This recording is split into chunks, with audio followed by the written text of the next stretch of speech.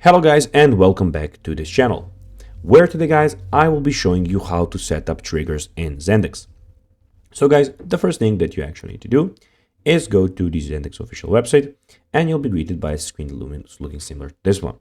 When you do that, you just need to go and log into a profile. If guys you do not have one, you can always go and register to Zendesk.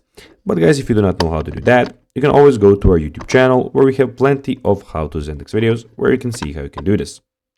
Now guys, that we got that out of the way, let's see what we actually have in front of us here. So here we have a lot of options about Zendesk. So you can go and click on your account, the ticketing system, you can see the agent productivity, messaging and live chat, help center. So basically you just need to go and set up all of these things. Also, on the left side, we have everything about your tickets. So we have your unsolved tickets, the unassigned tickets, we have your pending tickets, etc., etc. You can click on one ticket like this to go and edit it. So you can click edit, merge, mark as spam, delete. Also, you have the customers where you can go and change your emails, go and change everything, basically all of the information about your customers.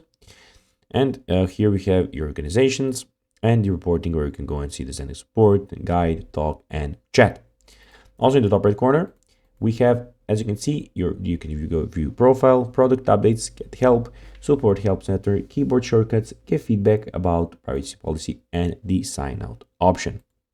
But now guys, let's see how you can set up triggers in Zendesk. So it is pretty simple. You must be an admin or an agent in the custom role with permissions to create a trigger actually. In Admin Center, click Object and Rules in the sidebar, then click Business Rules, Triggers, and then click Add Trigger.